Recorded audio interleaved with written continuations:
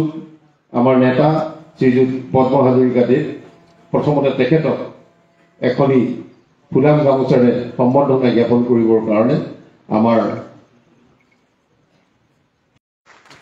আমাৰ মাজত উপস্থিত আছে শোণিতপুৰ জিলা ভাৰতীয় জনতা পাৰ্টিৰ সভানেত্ৰী মধুস্মিতা হাজৰিকা বাইদেউ, তেখেতকে আমাৰ মণ্ডলৰ প্ৰাক্তন সভাপতি জয়ন্ত বৰাই আদৰণি জনাইছে। আমাৰ মাজত উপস্থিত আছে জিলা সমিতিৰ উপসভাপতি মাইকেল দাস, তেখেতকো আদৰণি জনাবলৈ অনুৰোধ জনাইছো।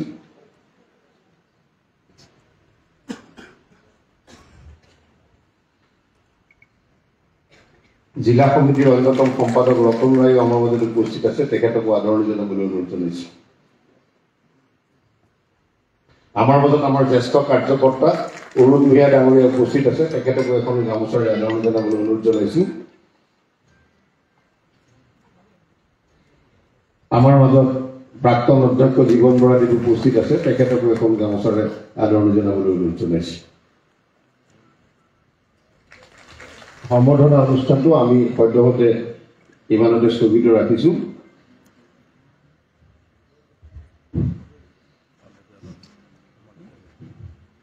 শ্ৰদ্ধাৰ বিধায়ক মহোদয়, শ্ৰদ্ধাৰ আমাৰ জিলাৰ সভানেত্ৰী প্ৰমুখ্যে জিলাৰ কাৰ্যকৰ্তাসকল আৰু উপস্থিত নিৰ্বাচিত প্ৰতিনিধিসকল, দলীয় কাৰ্যকৰ্তাসকল, আজি প্ৰথমতে আমাৰ মাৰ্গদৰ্শন কৰিবৰ বাবে আমাৰ শ্ৰদ্ধাৰ বিধায়ক শ্ৰীযুত পদ্ম হাজৰিকাদেৱক অনুৰোধ জনাইছো।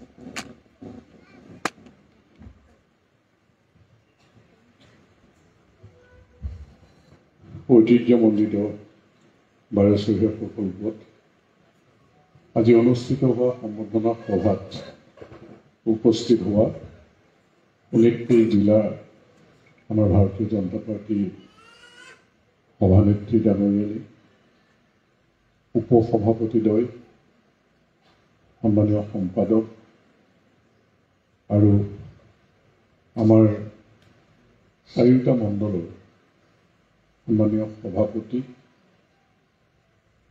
দলৰ মঞ্চত উপবিষ্ট বিষয়ববীয়া আৰু আমাৰ সন্মানীয় জামুগুৰি উচ্চতৰ মাধ্যমিক বিদ্যালয়ৰ সৌসিদিনা আমাৰ দলত অংশগ্ৰহণ কৰা প্ৰাক্তন অধ্যক্ষ জীৱন বৰা ডাঙৰীয়া, মোৰ সন্মুখত থকা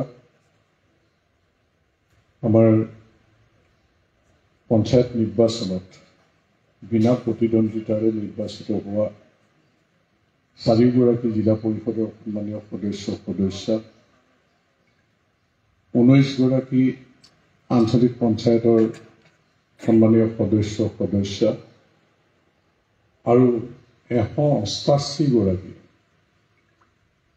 বিনা প্ৰতিদ্বন্দ্বিতাৰে নিৰ্বাচিত হোৱা গাঁও সভাৰ সন্মানীয় সদস্যা আৰু আমাৰ গাঁও পঞ্চায়তত পৰ্যবেক্ষক হিচাপে দায়িত্ব পালন কৰা পঞ্চায়ত নিৰ্বাচনৰ কাৰণে সন্মানীয় পৰ্যবেক্ষকসকল, পঞ্চায়তৰ ইয়াত উপস্থিত থকা প্ৰাক্তন সভাপতি, সভানেত্ৰী, আঞ্চলিক পঞ্চায়তৰ সদস্যা, গাঁও সভাৰো উপস্থিত থকা সন্মানীয় প্ৰাক্তন সদস্য, আমাৰ দলৰ বিভিন্ন পৰ্যায়ৰ, যদিও আচলতে আমি সকলোকে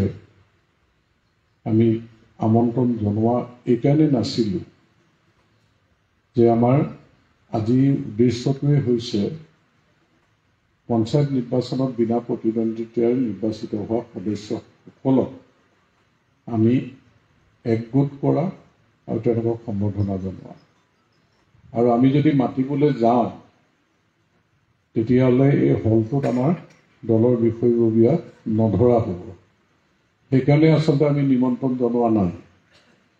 গতিকে যোনে যেনেকৈ কাণ বাগৰি গৈছে তেওঁ দলৰ প্ৰতি আনুগত্য প্ৰকাশ কৰি যিসকল ইয়াত উপস্থিত আছে তেওঁলোকৰো মই সম্বোধন কৰিছোঁ।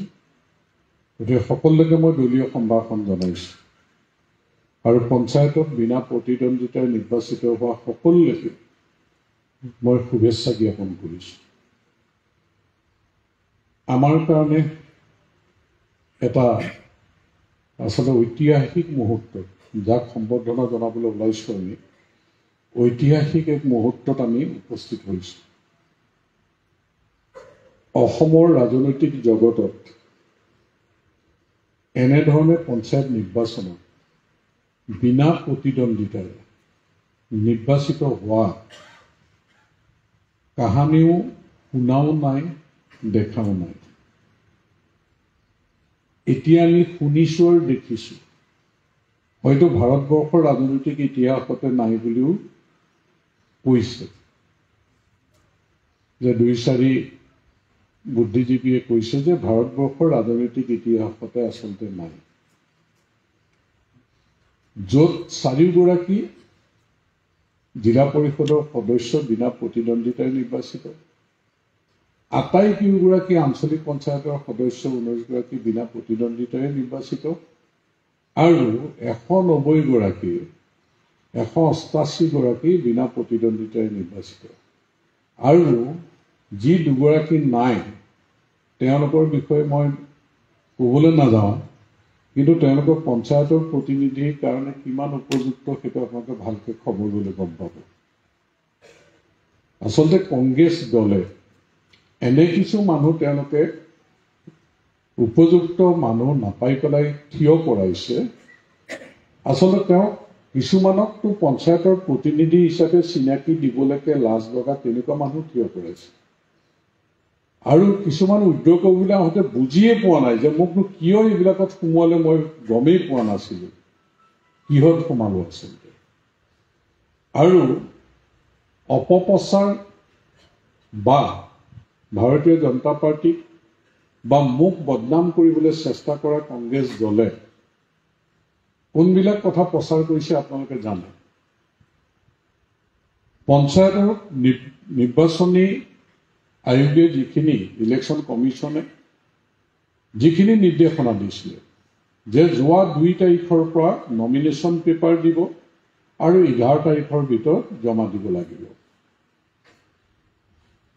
আমি 190গৰাকী ৱাৰ্ড মেম্বাৰ, গাঁও সভাৰ সদস্যা আমি নমিনেশ্যন এটা দিনত দিয়াবলৈ আমি সিদ্ধান্ত লৈছিলোঁ যে 10 তাৰিখে আমি দিয়াম। আৰু জিলা পৰিষদো আঞ্চলিক পঞ্চায়তৰ সদস্যৰ 19গৰাকী আমি 10 তাৰিখে দিয়াম। এই দিনটো চবেই জানে, কংগ্ৰেছেও জানে, আমাৰ প্ৰশাসনেও জানে, নিৰ্বাচনী বিষয়াও জানে যে 10 তাৰিখে দিনটোত ভাৰতীয় জনতা পাৰ্টীয়ে নমিনেশ্যন দিব। 2 তাৰিখৰ পৰা 11 তাৰিখলৈকে নমিনেশ্যন পৰ্বটো চলি আছে। এতিয়া কংগ্ৰেছ দলে নমিনেশ্যন পেপাৰ লৈছে 190খনৰ, ল'ব লাগে 190খন ৱাৰ্ড মেম্বাৰৰ, তেওঁলোকে লৈছে মাত্ৰ 77খন। তাৰমানে তেওঁলোকে 190টা ৱাৰ্ডত মেম্বাৰ দিব পৰাকৈ তেওঁলোকৰ শক্তি নাই, মানুহ নাই। নমিনেশ্যন ফৰ্ম লৈছে 77খন আৰু তেওঁলোকে জমা দিছে 64খন জমা দিছে তেওঁলোকে। আৰু তাৰে কেঞ্চেল হৈছে কেইবাখনো, উইথড্ৰ হৈছে আৰু থাকিলগে মাত্ৰ 2খন। এইটো হ'ল তেওঁলোকৰ দলৰ অৱস্থা। 19গৰাকী ৱাৰ্ড মেম্বাৰৰ, গাঁও সভাৰ সদস্যাৰ তেওঁলোকে ফৰ্ম লৈছিল 12 গৰাকী। প্ৰতি গাঁও পঞ্চায়তত এগৰাকী কাউন্সিলৰ বা আঞ্চলিক পঞ্চায়তৰ সদস্য থাকে। 19 গৰাকীও পুৰা তেওঁলোকে ল'ব নোৱাৰিলে। এটা গাঁও পঞ্চায়তত এজনকে মানুহ তেওঁলোকে বিচাৰি নাপালে। ফৰ্ম লৈছিল 12 গৰাকী, 7 গৰাকী তেওঁলোকে নোৱাৰিলে। আৰু জমা দিলে 10 গৰাকী, আৰু কেঞ্চেল হ'ল 3 গৰাকী, থাকিল 7 গৰাকী, আৰু উইড্ৰ কৰিলে 7 গৰাকীয়ে। গতিকে 19 গৰাকী গাঁও আঞ্চলিক পঞ্চায়তৰ সদস্য আমাৰ নিৰ্বাচিত হ'ল। ZPC তেওঁলোকে 4 গৰাকীৰ কাৰণে ফৰ্ম নিছে আৰু 4 গৰাকীয়ে জমা দিছে। আৰু জমা দিয়েই নাগশংকৰজনে কৈছে, যিগৰাকীয়ে জমা দিছে হেমন্ত মেছ, যে মই আচলতে উপায় নাই কাৰণে জমা দিলোঁ, কাৰণ তেওঁলোকে বেলেগক খুব জোৰ কৰিছিল, নিদিলে। গতিকে কাগজ মোৰ পুৰা দিয়া হোৱা নাই, মোৰ কেঞ্চেল হ'ব বুলি তেওঁ বেলেগে কোৱা নাই। তেওঁ নমিনেশ্যন ফৰ্মখন জমা দিয়ে বাহিৰত কৈছে যে মোৰ কেঞ্চেল হ'ব, আৰু স্কুটিনিত সঁচাকৈ তেওঁ কেঞ্চেল হৈছে। 3 গৰাকী থাকি গ'ল। মই এইকাৰণে কথাকেইটা কৈছোঁ, কাৰণ বাহিৰত বহু কথা মানুহে প্ৰচাৰ কৰি থাকেতো, আমাক মানুহখিনিয়ে কথাখিনি জানিব লাগিব। 3 গৰাকীৰ এগৰাকীয়ে তেওঁ AGPত আছিলে, কিছুদিন আগতে তেওঁ কংগ্ৰেছলৈ গ'ল। AGPত তেওঁ সমষ্টি কমিটি তেওঁলোকৰ ছেক্ৰেটাৰী আছিলে তেওঁলোকে, আৰু তেওঁ কংগ্ৰেছ দলত গৈ আমাৰ মুখপাত্ৰ হ'ল। মুখপাত্ৰ হৈ তেওঁকে টিকেটটো দিলে, তেওঁ জামুগুৰি ZPC টিকেটটো তেওঁক দিলে। আৰু তেওঁ নমিনেশ্যন দিয়েই এটা কথা অনুভৱ কৰিছে, কাৰণ তেওঁ টিকেট জোৰকে দিছে বুলি কৈছে। আৰু দি লৈ যেতিয়া লগত তেওঁ নমিনেশ্যন দিবলৈ মানুহেই নাই, 6টা গাঁও পঞ্চায়তৰ তেওঁ ভাবিছিল 60-70জন মানুহ আহিব নমিনেশ্যন দিয়াত, লগত মানুহেই নাই। সেইদিনাই তেওঁ আচলতে হতাশ, আৰু তেওঁ যোগাযোগো কৰিছিল, যদিও মই নমিনেশ্যন দিলোঁ মই উইড্ৰ কৰিম। আৰু সেই কথাটো আন নহয়, এই নমিনেশ্যন দিওঁতে আমাৰ যিগৰাকী জিলা পৰিষদৰ সদস্য উৎপল বৰা, তেওঁকেই কৈছিলে যে মই আচলতে উঠাই ল'ম, মই নোৱাৰিম। আৰু যিগৰাকী চাৰিদুৱাৰৰ জিলা পৰিষদৰ সদস্য, তেওঁ ভাবিছিল যে তেওঁ গ্ৰাছৰুটৰ, কাৰণ তেওঁ এটা সময়ত কংগ্ৰেছ দলৰ ৰাজ্যিক কমিটিৰ তেওঁ উপসভানেত্ৰী আছিলে। যেতিয়া মণিকুমাৰ চুব্বা MP আছিলে, তেওঁ উপসভানেত্ৰী আছিলে। আৰু তেওঁ সেই হিচাপত দলৰ ভেটি শক্তিশালী হৈ আছে বুলি তেওঁক বুজাইছিল। আৰু তেওঁ ইছলাম ধৰ্মৰ এজন ব্যক্তিলৈ তেওঁ বিয়া হৈছে। তেওঁ বুজাই দিয়া হ'ল যে 5 মাইলৰ এটা গাঁও পঞ্চায়ত, ৰাজগড় গাঁও পঞ্চায়তত, য'ত 97% ইছলাম ধৰ্মৰ মানুহ আছে, গতিকে আপুনি যিহেতু ইছলাম ধৰ্মৰ মানুহলৈ বিয়া হৈছে, কংগ্ৰেছৰ এই সংকীৰ্ণ ৰাজনীতিটোতো মই আপোনালোকক কৈ দিছোঁ। তেওঁক কেনেকৈ বুজাইছে যে সেইখিনি ভোট আপুনি পাবই, সেইখিনি ফিক্স আপোনাৰ। আৰু যিহেতু আপুনি গোৰ্খা মানুহ, গতিকে গোৰ্খা ভোটো পাব। আৰু কংগ্ৰেছৰ আমাৰ মানুহ আছেই বহুত, সেইখিনিও পাব। গতিকে আপোনাৰ 100% জয় নিশ্চিত। আৰু যেতিয়া কেণ্ডিডেট গৰাকী সেই ৰাজগড়ৰ মানুহৰ ওচৰলৈ গ'ল 5 মাইলত, যেতিয়া কেণ্ডিডেট আহিছে বুলি কৈছে, মানুহ চাপি আহিছে, মাইনৰিটি মানুহ চাপি আহিছে, কেণ্ডিডেট আহিছে। যেতিয়া কেণ্ডিডেট গৰাকীয়ে কথা পাতি পাতি ক'লে যে মই কংগ্ৰেছ দলৰ কেণ্ডিডেট, লগে লগে ৰাজগড়ৰ সংখ্যালঘু মানুহে ক'লে, ইছলাম ধৰ্মৰ মানুহে ক'লে, আমি কংগ্ৰেছ ভাল নাপাওঁ, আমি BJP প্ৰাৰ্থী বুলিহে আহিছিলোঁ আপোনাৰ, যে কংগ্ৰেছ আমি ভাল নাপাওঁ। তেওঁ লগে লগে হতাশ হৈছিলে মানে। আৰু তাৰপিছততো চাৰিদুৱাৰ অৱস্থাটো চাৰিদুৱাৰতে তেওঁৰ ঘৰ, তেওঁতো গমেই পায়। ৰাইজৰ সেৱা কৰাৰ ইচ্ছা তেওঁৰ আছে, ৰাজনীতি যিহেতু বহুদিন কৰিছিলে, গতিকে সেইকাৰণে তেওঁ যোগাযোগ কৰাত আহিলে। কিন্তু কংগ্ৰেছ দলৰ যে ইমান তলি ফুটা নাও, সেইটো তেওঁ ভবা নাছিলে মানে, যে এই নাওখনত উঠিলে ডুবাটো খাটাং। আৰু তেওঁৰ ইচ্ছা আছিল, 4 মাহ আগত মোক লগ পাবলৈ বিচাৰিছিল তেওঁ, যে কিবা কাৰণত লগ পোৱা নহল। আচলতে ইচ্ছাটো ভাৰতীয় জনতা পাৰ্টিতে আছিলে। যেতিয়া কংগ্ৰেছ দলে নিমন্ত্ৰণেই জনালে, গতিকে তেওঁ আহি গ'ল। তাৰপিছত তেওঁ ক'লে যে মই কোনো কাৰণতে কংগ্ৰেছ দলৰ পৰা নিৰ্বাচন খেলিবলৈ নিবিচাৰোঁ। মোক লগ পাই কথাখিনি ক'লে। সেইদিনাই আকৌ মই চাৰিদুৱাৰত আমাৰ 40 গৰাকী যিহেতু বিনা প্ৰতিদ্বন্দ্বিতাই নিৰ্বাচিত হৈছে, মই গৰুখুটি প্ৰজেক্টৰ পৰা আহি 6টা বজাত পাম বুলি কৈছিলোঁ, 9টা বাজিছে। চাৰিদুৱাৰত ইমানেই উৎসাহ আমাৰ দলীয় কৰ্মী যে পুৰা মানুহ সেইদিনা চাৰিদুৱাৰত 40 গৰাকীটো আছে, 500 মান মানুহ, ইমান আনন্দমুখ পৰিৱেশ। তাতে আকৌ আমাৰ এই ধলাই বিলত ঘৰ জামুগুৰি যি জিলা পৰিষদৰ সদস্য উঠিছে, তেওঁ মোক লগ কৰিবলৈ গ'ল। তেওঁৰ মনৰ কথাখিনি ক'লে। আৰু মই চাইছোঁ ল'ৰাজন যিহেতু কামৰ ল'ৰা, তেওঁ চাহ বাগান অকণমানো আছে অলপ, আৰু 3.5 বিঘা মাটিৰ কল খেতি কৰিছে। হাতে কামে লাগি স্বাৱলম্বী হোৱা এজন ল'ৰা।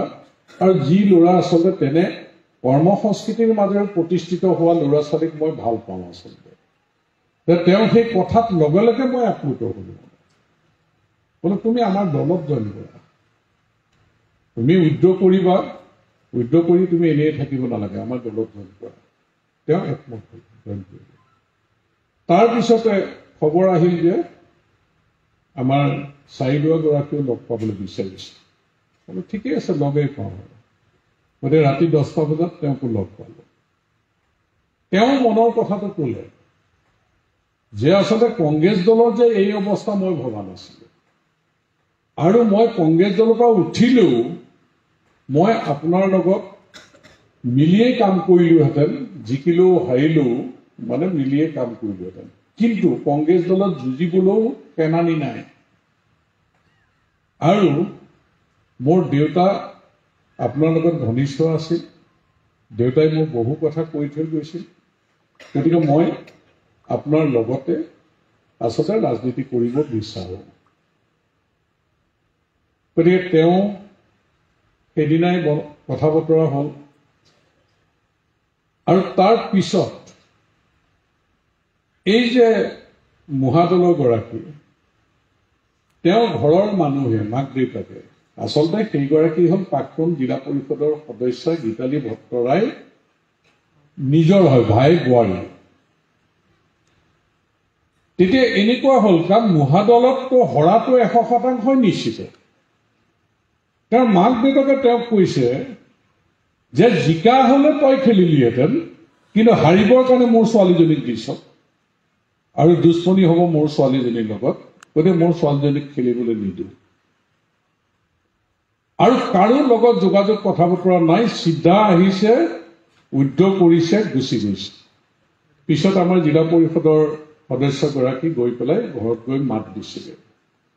মই এই কথাকেইটা এইকাৰণেই কৈছোঁ যে কোনোবাই উলিয়াব পাৰে কিবা বন্দবস্তি হৈছে নেকি, কিবা হৈছে নেকি।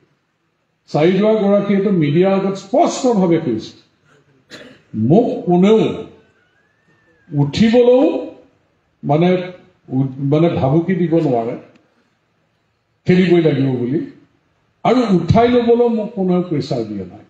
এইটো মোৰ নিজৰ সিদ্ধান্ত। আৰু ঠিক তেনেকৈ আমাৰ ভাতৃপ্ৰতিম ধলাই বিলৰ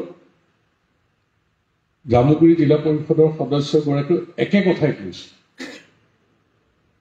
আৰু মহাদলৰ গৰাকীয়েতো মিডিয়াত কোনো বাইক দিয়া নাই, কিন্তু তেওঁ উইথড্ৰ কৰি পেলাই গুচি গৈছে। নাগশংকৰৰ গৰাকীটো উপায় নাই কাৰণে উঠিছিল, কিন্তু ইলেকশ্যন কমিশ্যনে কেঞ্চেল বুলি কোৱাৰ আগত নিজেই তেওঁ ঘোষণা কৰি দিছে যে তেওঁ কেঞ্চেল হ'ব, কাৰণ তেওঁ পেপাৰছে দিব পৰা নাই, এফিচিয়েণ্ট নহয় তেওঁ। গতিকে এইটো কংগ্ৰেছ দলৰ অৱস্থা। যদিও এতিয়া এজনে মই দেখিছোঁ যে সংবাদ মাধ্যমৰ আগত কৈছে যে ইয়াত এনেকুৱা পৰিৱেশ নাই, ইয়াত নিৰ্বাচন মুক্ত নিৰ্বাচন নহয়, ইয়াত ভয় ভাবুকি বিভিন্ন ধৰণে হৈছে, সেইকাৰণে নিৰাপত্তা নোহোৱাৰ কাৰণেহে তেওঁলোকে নেখেলাৰ সিদ্ধান্ত লৈছে। এই কথাটো তেওঁলোকৰ জিলা পৰিষদৰ সদস্য দুগৰাকীয়ে সংবাদ মাধ্যমৰ আগত যিখিনি কথা কৈছে, সিয়ে স্পষ্ট কৰিছে যে আমাৰ দলৰ পৰা কাকো প্ৰেছাৰ দিয়া নাই, যোগাযোগ কৰা নাই। এইটো এটা স্বতঃস্ফূৰ্তভাৱে তেওঁলোকে অনুভৱ কৰি লোৱা সিদ্ধান্ত। আৰু ঠিক তেনেকৈ আঞ্চলিক পঞ্চায়তৰ সদস্য কেইগৰাকীও 7গৰাকীয়ে তেনেকেই আচলতে উঠাই লৈছে। আৰু 75গৰাকীয়ে ভুল হৈছে, বহুতৰ 30খনমান ভুল হৈছে, বাকীখিনি তেওঁলোকে নিজা অনুভৱৰে উঠাই লৈছে। গতিকে আমি কাকো ভাৰতীয় জনতা পাৰ্টীয়ে কাকো প্ৰেছাৰ দিব লগা হোৱা নাই, কাকো ক'ব লগা হোৱা নাই, কাকো অনুৰোধ কৰিব লগা হোৱা নাই, কাকো পইচা দিম বুলি ক'ব লগা হোৱা নাই যে তোমালোকে নিৰ্বাচন নেখেলিবা। এতিয়া এজনে যোগাযোগ কৰি আছিল, মোক মণ্ডল সমিতি নাগশংকৰৰ সভাপতি মাধৱদেৱ জীৱন ক'লে যে ইমান মোক প্ৰেছাৰ দিছে ফোন এটা কৰিবলৈ, যোগাযোগ কৰিবলৈ, তেওঁ উঠাই ল'ব। মই বোলো সেইটো কথা নহয়, তেওঁ আচলতে ডিঙিত ৰচাডাল লগাই ঘূৰি আছে, বজাৰত গৰু বিক্ৰী কৰিবলৈ নিয়া নিচিনাকৈ ঘূৰি আছে যে মোক কিন। তেওঁ প্ৰস্তাৱ দি আছে, মোলৈ আহিছে প্ৰস্তাৱ। মই বোলো ইমান গুৰুত্ব দিব লগা দৰকাৰ নাই, কিনা বেচাটোত আমাৰ দৰকাৰ নাই। মণ্ডলৰ সভাপতিয়ে ৰাতি 11টা বজাত মোক ফোন কৰিছে যে মই ফোন এটা কৰোঁ নেকি, মোক বিৰাট প্ৰেছাৰ দি আছে। বোলো কি কাৰণে ফোন কৰিবা তুমি? কৈছে নহয় তাক উঠাই ল'ব। বোলো সি এনেও উঠাব, খেলিবলৈ তাৰ শক্তিয়েই নাই, এনেই উঠাব, কিন্তু তুমি ফোন নকৰিবা, কাৰণ এই ফোনটোৱে আকৌ কেতিয়া ক'ত ব্লেকমেইলিং কৰে ঠিক নাই, তুমি ফোন নকৰিবা। সঁচাকৈ কৈছে আপুনি কিবা খবৰ পায় নেকি উঠাই ল'লে? বোলো মই আগতেই জানো তাৰ, সি কিয় নমিনেশ্যন দিছিল সেইটোও জানো, কি বন্দবস্তি কৰিবলৈ বিচাৰিছিল সেইটোও জানো। গতিকে আমাক বদনামী কৰিবলৈ হয়তো সুবিধা ল'লেহেঁতেন, গতিকে উঠাই ল'লে। যে এইখনেই হ'ল ছবি। পঞ্চায়ত নিৰ্বাচনত মনোনয়ন পত্ৰ দাখিল কৰা, উঠাই লোৱা, আৰু কংগ্ৰেছ দলৰ নিজৰ ভিতৰত আমি যিদিনা নমিনেশ্যন দিম সেইদিনা তেওঁলোক আহি সোমোৱাৰ, কাৰণ ইমানখিনি মানুহ আমাৰ আছে, প্ৰত্যেকগৰাকী আমাৰ প্ৰাৰ্থীৰ লগত 3জন 4জন 5জন 6জনটো আহিছিল। সোমাই যেতিয়া ৱাৰ্ড মেম্বাৰবিলাকে ফৰ্ম পূৰা জেগাত গৈ জিলাৰ সভাপতিগৰাকীয়ে দপদপাই কিবা কথা কৈছে, তেওঁলোকৰ নিজৰ ভিতৰতো গণ্ডগোল লাগিছে, তাতে অকণমান ঠেলা হেঁচা হৈছে। ক'তোতো হস্পিটেলাইজ বা লুটি খাই পৰা এই কথাবিলাকতো হোৱা নাই। সংবাদ মাধ্যমত কৈছে মহিলাক বগৰাই মাৰিছে বুলি কৈছে, এটাতো ক'তো ভিডিঅ' ফুটেজ। আৰু আমাৰ সমাজখন তেনেকুৱা নহয়, আমাৰ দলৰ মানুহবিলাক অমানৱীয় নহয়। তাত যিমানখিনি দলৰ মানুহ আছিলে, আপোনালোকে কওকচোন ক'ৰবাত মহিলাক বগৰাই মৰা কোনোবাই দেখিছিলে নেকি বাৰু? দেখিছিলে নেকি? তেনেকুৱা পৰিস্থিতিটো হোৱাই নাই।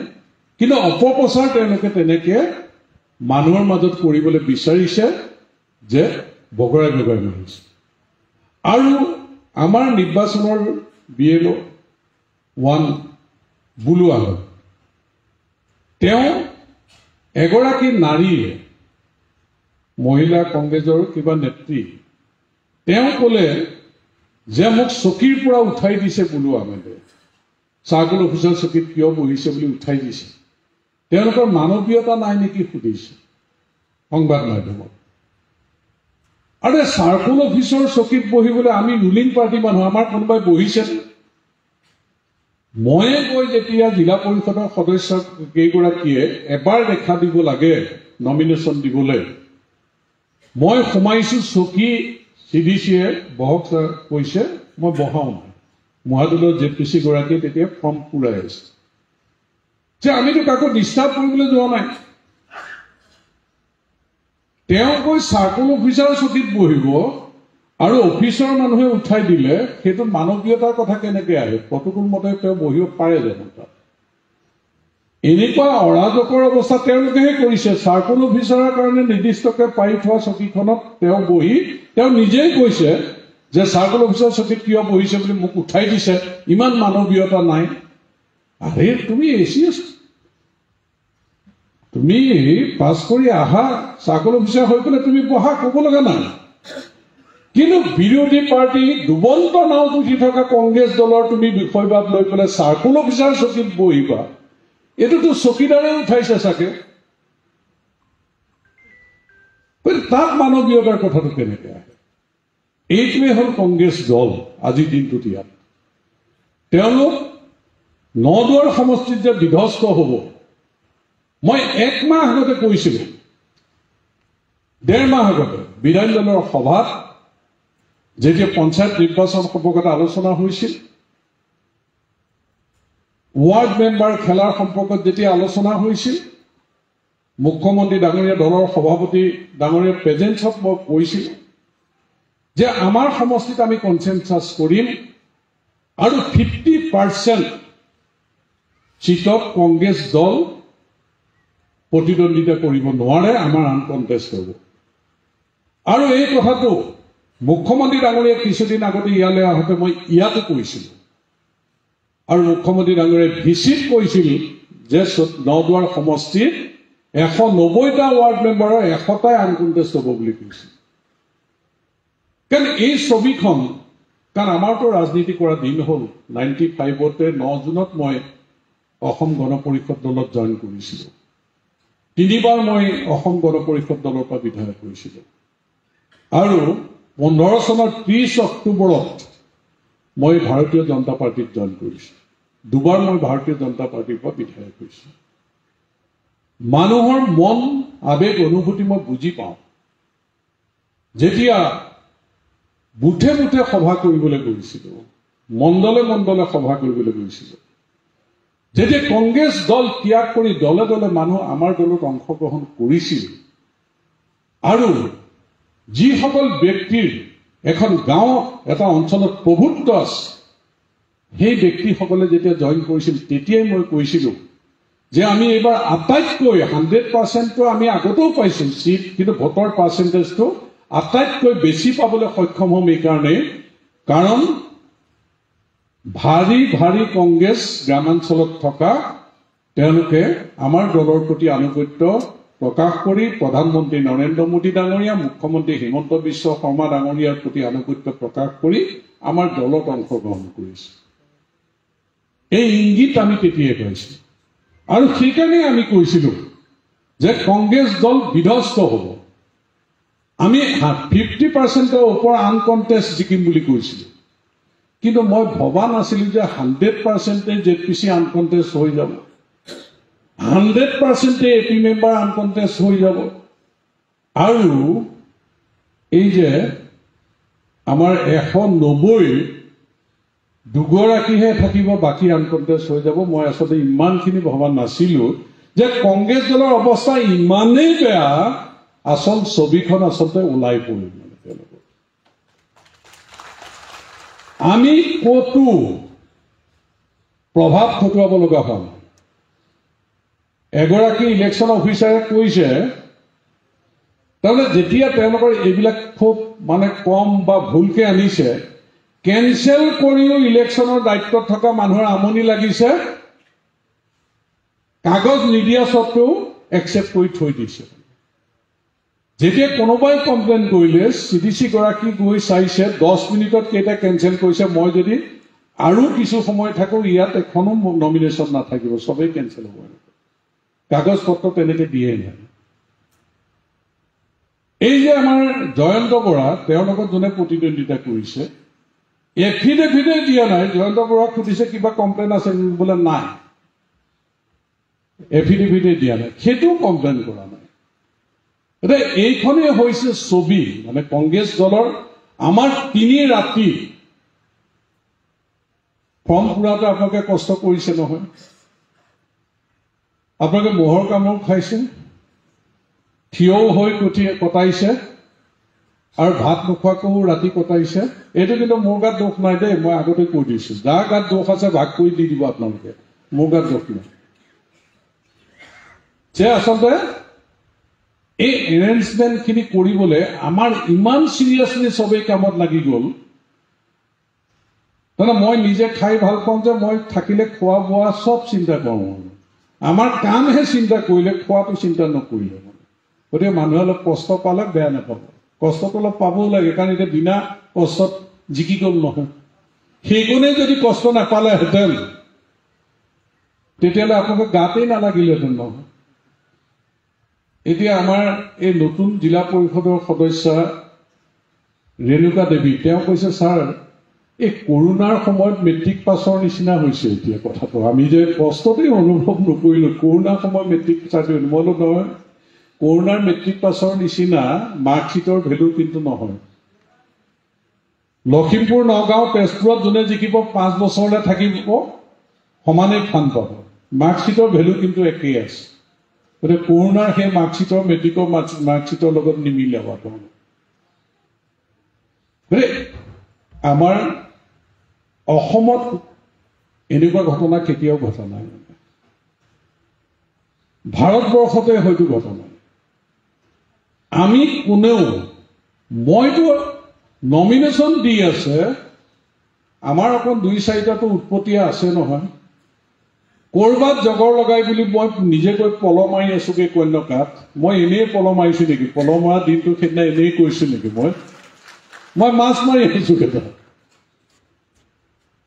যে কোনো যাতে গণ্ডগোল নহয় কংগ্ৰেছ মানুহখিনি মুকলিভাৱে ঘূৰি থাকক কাৰণ সিহঁতৰো মই বডি লেংগুৱেজ জানো নহয় কংগ্ৰেছৰ ওস্তাদি যি মাৰি দিব আমাৰ অলপ ধৈৰ্য ধৰিবলৈকে টান পাব সেইকাৰণে লিষ্ট বনাই দিছো পল হাতে হাতে লৈ আহিব চব পল মাৰি ফুৰিছো দুনিয়াৰ শ'ল মাছ মাগুৰ মাছ বৰালি মাছ কুহি মাছ এইবিলাক মাৰি মাৰ ভাত পিঁয়াজ কটা জলকীয়া আলু পিটিকা আৰু মাছ ফ্ৰাই একদম ইমান ভাত কিজানি মই এবছৰমান খোৱাই নাই একদম মাটিত বহি পুৰা আমি দগৰি খাইছো আপোনালোকে নমিনেশ্যন দি ইয়াত পেট মাৰি আছে আমি কিন্তু দগৰি খাই আছো তাত 5 মাইলৰ অলপ গৈ ওলালগে তাতে তেওঁলোককো খুৱাই দিছো গতিকে আমি যদি আমাৰ চিন্তা থাকিলেহেঁতেন কেঞ্চেল কৰাব লগা থাকিলেহেঁতেন ধমকি দিব লগা থাকিলেহেঁতেন আমাৰ ল'ৰাবিলাক লৈ গৈ মই কন্যাকাত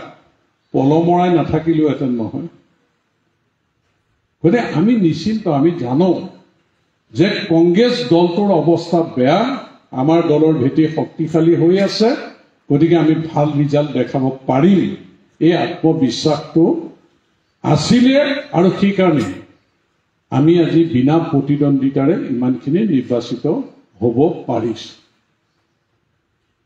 এতিয়া নিৰ্বাচিতটো আপোনালোক হ'লেই আপোনালোকে পেট চপাবই পাৰে আনুষ্ঠানিকভাৱে ইলেকশ্যন কমিশ্যনে কেতিয়া কি কৰে কৰিব পেট চপাবই পৰা হৈ গ'ল আপোনালোক এতিয়া আপোনালোকৰ ওপৰত দলটোৰ গুৰু দায়িত্ব পৰিব আপোনালোকৰ ব্যৱহাৰ পাতি কথা বতৰা চাল চলন এইবিলাক যদি ভাল হয় দলৰ কাৰণে ভাল হ'ব আপোনালোকৰ যদি বডি লেংগুৱেজ বদলি হয় জেডপিচি হলো বুলি এপি মেম্বাৰ হলো বুলি ৱাৰ্ড মেম্বাৰ হলো বুলি অহংকাৰ যদি হয় তেতিয়া দলৰ গ্ৰাফ তললৈ নামিব সেইকাৰণে আজি আপোনালোকক আমি যে ইয়ালৈ আমন্ত্ৰণ জনাইছো আমাৰ আনন্দৰ বহিঃপ্ৰকাশ এখনি গামোচাৰে আপোনালোকক আমি কৰিম আৰু আপোনালোকৰ দায়িত্ব সম্পৰ্কে আপোনালোকক আচলতে দলটোৰ হৈ আপোনালোকে নিষ্ঠাৰে কাম কৰিবৰ কাৰণে আজিৰ দিনটোত আমি ভৰসা কৰিম আপোনালোকৰ ওপৰত। বিয়া বাৰু পাতিলে যে ভৰসা কৰে নহয়, ৰাইজ ভৰসা কৰে নে নকৰে? আমাৰ গাঁৱলীয়া সমাজত ভৰসা কৰে। আমি ২৬ৰ নিৰ্বাচনৰ কাৰণে আজি আপোনালোকৰ ওচৰত আমি ভৰসা কৰিম। আচলতে আপোনালোকৰ কাম কাজ যদি বেয়া হয়, ২৬ৰ নিৰ্বাচনত আমাৰ ফল বেয়া হ'ব। আপোনালোকৰ যদি কাম কাজ ভাল হয়, ব্যৱহাৰ পাতি ভালদৰে থাকে,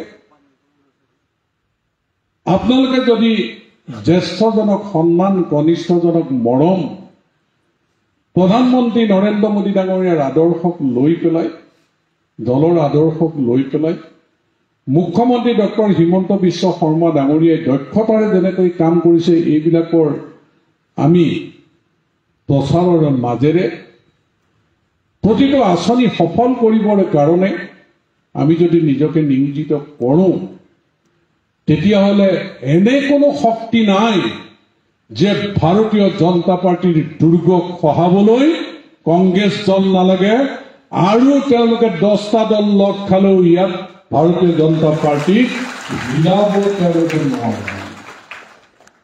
এইটোৱে হ'ল কথা। কংগ্ৰেছ দলে বদনাম গাই পেলাই কিবা কৰিব, অন্যান্য দলবিলাকে বদনাম গাই পেলাই কিবা কৰিব, কিন্তু আমি নিজৰ কৰ্মৰ জৰিয়তে দলটোৰ ভেটি শক্তিশালী কৰিব লাগিব। নিজৰ কৰ্মৰাজিৰে মানুহক সন্তুষ্ট কৰিব লাগিব। সেইকাৰণে আমি প্ৰত্যেকেই জনপ্ৰতিনিধি। এৰিয়াটো সৰু হ'ব পাৰে, আপোনালোক প্ৰত্যেকেই কিন্তু মিনি MLA। এটা গাঁও পঞ্চায়তত 10জন ৱাৰ্ড মেম্বাৰ, 10জন মিনি MLA, তাৰ পৰা হ'ব প্ৰেচিডেণ্ট, তাৰ পৰা আছে আঞ্চলিক পঞ্চায়তৰ সদস্য। বিধানসভা সমষ্টিটো 4 ভাগ কৰি দিলে 4জন মিনি MLA। গতিকে আপোনালোকে দলৰ ভেটি 5 বছৰৰ কাৰণে আপোনালোকে দায়িত্ব পাইছে। যিদিনা শপত ল'ব, সেই শপত লোৱা দিনটোৰ পৰা 5 বছৰৰ কাৰণে স্থানীয় চৰকাৰৰ দায়িত্ব আপোনালোকে পাইছে। দিল্লীত আমাৰ চৰকাৰ আছে, দিছপুৰত আমাৰ চৰকাৰ আছে, ৰাজ্য চৰকাৰ আছে, আৰু পঞ্চায়তী ৰাজ ব্যৱস্থাটো হৈছে স্থানীয় চৰকাৰ। স্থানীয় চৰকাৰে যদি ভাল কাম কৰে, আমাৰ জনসাধাৰণ আমাৰ ওপৰত সন্তুষ্ট হৈ আমাৰ ভেটি শক্তিশালী কৰিব। স্থানীয় চৰকাৰে যদি মানুহৰ মনত দুখ বেজাৰ দিয়ে, ব্যৱহাৰ পাতি বেয়া কৰে, উন্নয়নমূলক কামত অহা টকা পইচা যদি আত্মসাৎ কৰে, PMY ঘৰ, অৰুণোদয় ঘৰৰ হিতাধিকাৰীৰ পৰা যদি পইচা লয়, তেতিয়াহ'লে আমাৰ দলৰ আদৰ্শৰ বিপৰীতে যোৱা হ'ব আৰু দলটোৰ ক্ষতি হ'ব। আমাৰ দলৰ মানুহখিনি এইকাৰণেই আপোনালোকক জিকাবৰ কাৰণে দিনে নিশাই কষ্ট কৰিছে। আপোনালোকক খৰচ পাতি কৰিবলৈ নিদিয়াকে যিমান পাৰিছো দলৰ ফালৰ পৰাই আমি চেষ্টা কৰিছো, এইকাৰণেই যে আমি দলটোক ভাল পাওঁ। প্ৰধানমন্ত্ৰী নৰেন্দ্ৰ মোদী ডাঙৰীয়াৰ আদৰ্শৰ কাম কাজবিলাক আমি ভাল পাওঁ। মুখ্যমন্ত্ৰী ডক্টৰ হিমন্ত বিশ্ব শৰ্মা ডাঙৰীয়াই দক্ষতাৰে কৰা অসমৰ বিকাশ,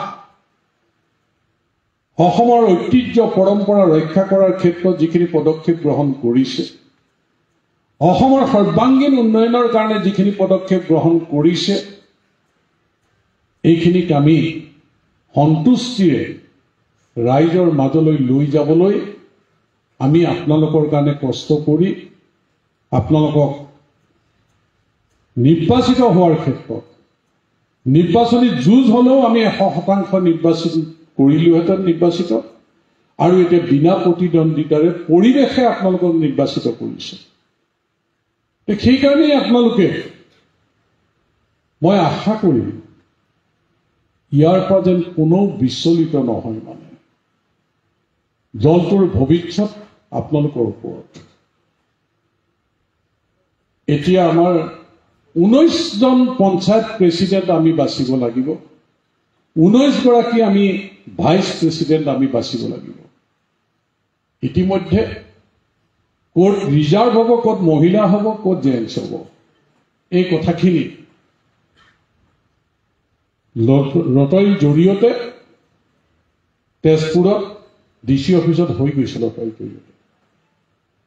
আৰু সেইমতে যিদিনা আমাৰ দলৰ পৰা নিৰ্দেশ আহিব, আমি পঞ্চায়ত প্ৰেচিডেণ্ট কাউন্সিলৰ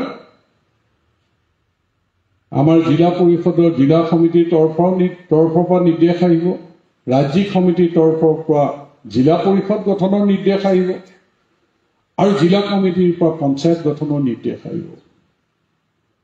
ইয়াত কোনো আপোনালোকে লবি কৰি লাভ একো নাই, কিন্তু লবি নকৰিব। প্ৰেচিডেণ্ট হোৱাৰ ৰাজনীতি কোনো নকৰিব, মই অনুৰোধ জনাইছো। আমি একত্ৰিত হৈ থাকিব লাগিব। ক্ষমতাৰ কাৰণে আমি যদি বিভাজিত হওঁ, আমি যদি গ্ৰুপিজিম কৰোঁ, তেতিয়াহ'লে আৰু দলটোক দুৰ্বল কৰিবলৈ তাতকৈ আৰু একো অস্ত্ৰ নালাগে। মানে বিৰোধীয়ে আমাক একোৱেই কৰিব নালাগে। আমি যদি নিজৰ ভিতৰত লবি কৰিবলৈ যাওঁ, 10 জনৰ ভিতৰত এজন প্ৰেচিডেণ্ট হ'ব, এজন ভাইচ প্ৰেচিডেণ্ট হ'ব। আমাৰ 64 জন বিধায়ক আছে, তাৰ ভিতৰত ভাৰতীয় জনতা পাৰ্টিৰ পৰা কেইজন মন্ত্ৰী আছে? 12 জন মন্ত্ৰী আছে। মইতো পঞ্চমবাৰৰ কাৰণে বিধায়ক হৈছো, মন্ত্ৰীটো পাব লাগে, আপোনালোকেও বিচাৰে। মন্ত্ৰী মোৰ ভাগত পৰা নাই। মই কেতিয়াবা কাম নকৰাকৈ আচলতে দুখ কৰি আছো, কেতিয়াবা আপত্তি কৰিছো নেকি? মুখ্যমন্ত্ৰী যদি আমাৰ সমষ্টিত আহে, মই প্ৰথম আপোনালোকক ৱাৰ্ণিং দিওঁ, কোনেও মন্ত্ৰীৰ কথা যাতে নকয়।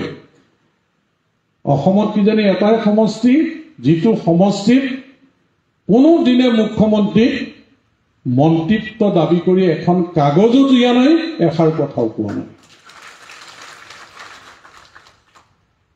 যোগ্যতা সকলোৰে আছে, কিন্তু দিব কাক? আপোনালোকৰ যে 190 গৰাকী জিকিছে, 19 গৰাকী প্ৰেচিডেণ্ট হ'ব, যোগ্যতা কাৰ নাই?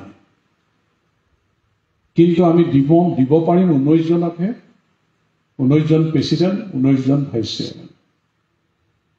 এইটোত যাতে আমাৰ কোনেও ৰাজনীতি নকৰে, মই টানি অনুৰোধ জনাই থলো। কাৰণ দলৰ অনুশাসন কিন্তু কঠোৰ, অনুশাসনমূলক ব্যৱস্থা যাতে কাৰো ওপৰত ল'ব লগা নহয়। মানে সেইকাৰণে মৰমৰে টানি অনুৰোধ জনাই থলো মই আপোনালোকক। আপোনালোকে মোক অভিভাৱক বুলি কয়, অভিভাৱক আচলতে দলৰ সভাপতি, মই বিধায়ক। কোনোবাই মোক ভাতৃ বুলি, কোনোবাই মোতকৈ ডাঙৰো আছে, মৰম কৰে। গতিকে আপোনালোকে অন্ততঃ সমষ্টিটোত সকলো সন্তুষ্টিৰে পাৰ হৈ আছে। আমি দুবাৰ 100% কংগ্ৰেছ চৰকাৰৰ দিনত, আপোনালোকে মনত পেলাওক, 8 চনত সেই সময়ৰ মুখ্যমন্ত্ৰী মন্ত্ৰী কাৰো তাত কংগ্ৰেছ দলৰ 100% পঞ্চায়ত জিকা নাই। এই নদুৱাৰ সমষ্টিত, চতিয়া সমষ্টিত আমি 100% পঞ্চায়ত জিকাবলৈ এজিপিত থাকোঁতে সক্ষম হৈছোঁ। তেতিয়াও কিন্তু আমাৰ মাজত কোনো ধৰণৰ বেয়া পোৱা পুই, আঞ্চলিক পঞ্চায়তৰ চেয়াৰমেন পাতোতে বেয়া পোৱা পুই হোৱা নাই। এই কথাটোত মই অনুৰোধ জনাই থওঁ, যিহেতু ৱাৰ্ড মেম্বাৰৰ পৰা হ'ব, আপোনালোকে ইতিমধ্যে মই 2-এটা জেগাত গম পাইছো, মানে ৱাৰ্ড মেম্বাৰক মোক চাব, আৰু এইটো অলপ আৰম্ভ কৰিছে। চাব, দলে চাব, জিলাৰ সভানেত্ৰীয়ে চাব। গতিকে ইয়াত তলৰ পৰা চাব লগা নাই, যি চাই আছে ওপৰৰ পৰা চাব। এইটো আপোনালোকে মনত ৰাখি থওক। আৰু ওপৰৰ পৰা যেতিয়া আহিব যে অমুকৰ নাম অমুকে প্ৰস্তাৱ কৰিব, আপোনালোকে চাওক ভাৰতীয় জনতা পাৰ্টিত ৰাজস্থানৰ মুখ্যমন্ত্ৰী কেনেকৈ হৈছিল। চব বহি আছে, কোনেও নাজানে। দলৰ নিৰ্দেশ আহিছে, মধ্যপ্ৰদেশৰ মুখ্যমন্ত্ৰী কেনেকৈ হৈছিল, হাৰিয়ানাৰ মুখ্যমন্ত্ৰী কেনেকৈ হৈছিল, সেই দলটো একে ষ্টাইলতে চলিব। 21 চনত মুখ্যমন্ত্ৰী আছিলে সৰ্বানন্দ সোণোৱাল ডাঙৰীয়া। দলৰ নিৰ্দেশ আহিল যে সৰ্বানন্দ সোণোৱাল ডাঙৰীয়া আপুনি ডক্টৰ হিমন্ত বিশ্ব শৰ্মাৰ নাম মুখ্যমন্ত্ৰী হিচাপে প্ৰস্তাৱ কৰিব লাগে। এটা শব্দ নোকোৱাকে সৰ্বানন্দ সোণোৱাল ডাঙৰীয়াই হিমন্ত বিশ্ব শৰ্মা ডাঙৰীয়াৰ নাম মুখ্যমন্ত্ৰী হিচাপে প্ৰস্তাৱ কৰিছে নে নাই, তেওঁতো মুখ্যমন্ত্ৰী চকীখন এৰিবলৈ যিমান হ'লেও বেয়া লাগিব, কিন্তু দলৰ নিৰ্দেশ কেনেকৈ মানিছিল। মানে আমি দলটোক ভাল পাওঁ, কাৰণ এই দলটোৰ চৰকাৰৰ দিনত দেশ আজি সুৰক্ষিত। এই দলটোৰ চৰকাৰৰ দিনত এইখন অসমত আজি উগ্ৰপন্থী সমস্যা নাই, স্থায়ী শান্তি প্ৰতিষ্ঠা হৈছে, সাম্প্ৰদায়িক সংঘৰ্ষ আজি নাই, মানুহে নিশা উজাগৰে কটাব লগা হোৱা নাই, একেদিনে 100 মানুহ লাইন কৰি গুলিয়াই হত্যা কৰা নাই, শিশুৰ পৰা বৃদ্ধলৈকে। স্থায়ী শান্তি প্ৰতিষ্ঠা হৈছে ভাৰতীয় জনতা পাৰ্টীৰ চৰকাৰৰ দিনত। তৃতীয়বাৰৰ কাৰণে দেশৰ প্ৰধানমন্ত্ৰী হিচাপে নৰেন্দ্ৰ মোদী ডাঙৰীয়া প্ৰতিষ্ঠিত হৈছে, আৰু এইখন অসমত 26 চনত তৃতীয়বাৰৰ কাৰণে ভাৰতীয় জনতা পাৰ্টীৰ চৰকাৰ হ'ব, কি 100% নিশ্চিত। সেইকাৰণে হয় ব্যক্তিগতভাৱে ভাৱ আহিবই, কাৰ মন নাযাব, সভাপতি হ'বলৈ কাৰ মন নাযাব, মন্ত্ৰী হ'বলৈ মোৰ মন নাযায় নেকি, যায়, কপালত নাই বুলি ভাবি লওঁ। মইতো গাড়ীয়ে ঘূৰাই মন্ত্ৰী নিচিনাই নালাগে জানো, কনভয়ে, কিন্তু কপালত চিলটো নিদিলে, চিলটো নাই তাতে সন্তুষ্ট। আপোনালোক ৱাৰ্ড মেম্বাৰ, আপোনালোকৰ প্ৰেচিডেণ্ট আপোনালোকৰ মাজৰ পৰা হ'ব, আগতীয়াকৈ জনাই দিয়াৰ ব্যৱস্থা হ'ব, আলোচনা হ'ব। আৰু যিসকলে উইড্ৰ কৰিলে আমাৰ প্ৰতি আন্তৰিকতা প্ৰদৰ্শন কৰি প্ৰতি গাঁও পঞ্চায়তত আমি 5জন এখন 5জনীয়া কমিটি থাকিব। আমাৰ পৰিকল্পনা কৰা হিতাধিকাৰী লিষ্টৰ ক্ষেত্ৰত আৰু বুথ কমিটিৰ লগতে মণ্ডল কমিটি থাকিব, আৰু 5জনীয়া এখন কমিটি থাকিব। 5জনীয়া কমিটিৰ অনুমোদন সাপেক্ষে আচলতে আঁচনিবিলাক চূড়ান্ত কৰা হ'ব। কাৰণ 100% যেতিয়া আমাৰ আছে, বেলেগৰ আপত্তি কৰিব লগা নাই, আপত্তি নাখাতে আমি যি সিদ্ধান্ত লওঁ সেয়াই কাৰ্যকৰী হ'ব। গতিকে দলৰ বুথ কমিটিৰ মানুহে যাতে দুখ কৰিব লগা নহয়, অত কষ্ট কৰি জিকালো দেখিছানে। এটা মোৰ ৱাৰ্ডটোত 3টা ঘৰ পাইছে, এবাৰ যদি মই গম পালোহেঁতেন, এবাৰ মই গম নাপালো। মোৰ ৱাৰ্ডটোত 10গৰাকী অৰুণোদয় পাইছে, মই এবাৰো গম নাপালো। এই দুখ যাতে কৰিব লগা নহয়, আগতে যাতে আমাৰ বুথ কমিটি নিষ্ঠাৰে দল কৰি থকা মানুহখিনিয়ে যাতে গম পায়, তাৰ ব্যৱস্থা আমি আগতেই কৰিব লাগিব। আৰু সেইটো মই অভিজ্ঞতাৰ ফালৰ পৰা, আমাৰ যাতে দলটো অসন্তুষ্ট হৈ মানুহ আঁতৰি নাযায়, অসন্তুষ্ট হৈ যাতে আমাৰ ভোট নকমে, তাৰ প্ৰতি লক্ষ্য ৰাখি চিন্তা পৰিকল্পনা এইখিনি কৰা হৈছে। আৰু সেইখিনি মই ৰাজ্যিক সমিতিটো ইতিমধ্যে এই কথাখিনি পাতিছোঁ, মুখ্যমন্ত্ৰী ডাঙৰীয়াকো অৱগত কৰিছোঁ যে পঞ্চায়ত 100% হ'ব। আমাৰ 10 মাহত নিৰ্বাচনৰ সন্মুখীন হ'ব। এতিয়া পঞ্চায়ত যদি আমি ভালকৈ নচলাওঁ, 10 মাহৰ পিছত বা 10 মাহত হোৱা নিৰ্বাচনত, 8 মাহত হোৱা নিৰ্বাচনত আমাৰ ভোটৰ গ্ৰাফ তললৈ নামিব। গতিকে এইখিনি ক্ষেত্ৰত আমি খুবেই সাৱধান হৈ দলে, ৰাইজে যাতে কোনো কাৰণতে আমাৰ ওপৰত অসন্তুষ্ট নহয়, তাৰ প্ৰতি লক্ষ্য ৰাখি আমি কাম কৰিব লাগিব। আৰু ব্যক্তিগতভাৱে মানুহৰ সমস্যা আছে, প্ৰেচিডেণ্ট হ'ল বুলি, জিলা পৰিষদ হ'ল বুলি, কাউন্সিলৰ হ'ল বুলি তেওঁলোকৰ সমস্যা নাই, সেইটো নহয়। ব্যক্তিগত সমস্যা সমাধান কৰিবলৈ গৈ কোনেও অসৎ ৰাস্তা ল'ব লগা, মানুহে বেয়া পোৱা কাম কৰিব লগা যাতে নহয়, তাৰ কাৰণে মই ব্যক্তিগতভাৱে মোক জনাবলৈ অনুৰোধ জনাইছোঁ। পাৰ্য মানে মই আপোনালোকক সহায় কৰিবলৈ চেষ্টা কৰিম। আপোনালোকে ৰাইজৰ অপ্ৰিয় হৈ পেলাই নিজৰ ব্যক্তিগত জীৱনৰ সমস্যা সমাধান কৰিবলৈ চেষ্টা নকৰিব। মই অকলে নোৱাৰিলেও আমি 10জন মিলি আপোনালোকৰ সমস্যা সমাধান কৰাৰ আন্তৰিকতাৰে মই চেষ্টা কৰিম। কাৰণ আমাৰ প্ৰত্যেকৰে দুটা পৰিয়াল আছে। এটা তেজ বঙাহৰ পৰিয়াল, এটা দল কৰি আমি গৈ থাকোঁতে আমাৰ এই পৰিয়ালটো তেজ বঙাহৰ পৰিয়ালৰ লগত আমি যিমান সময় কটাওঁ, দলৰ পৰিয়ালৰ লগত তাতকৈ আমি বেছি সময় কটাওঁ, বেছি আন্তৰিকতাৰে কথা পাতোঁ। দলৰ পৰিয়ালৰ লগত থাকোঁতে নাজানো আনন্দত আত্মহাৰা হৈ যায়। মইনো ক'ত বিহু নাচি পাইছিলোঁ, এতিয়া বিহু নাচিবলৈ দলৰ পৰিয়ালৰ লগত বিহু গাবলৈ নাচিবলৈ ক'ৰ পালো জুচ আহে গমেই নাপাওঁ। মানে এতিয়া কোনোবাইহে কৈছে আপুনি নাচে দেখোন, মানে নাচ হৈছে জানো? ৰণা দেখোন কৈছে বান্দৰ নৃত্য আপুনি দিলে। গতিকে এই যে আমি ক'ব নোৱাৰা হৈ যাওঁ, দলৰ মানুহখিনি লগ পালে আৱেগিক হৈ যাওঁ, দলৰ মানুহৰ বিপদত নিজৰ বিপদৰ নিচিনা আমি প্ৰত্যেকেই ভাবোঁ, দলৰ মানুহৰ ভালৰ দিনত আমি সকলোৱে আনন্দত আত্মহাৰা হৈ যাওঁ।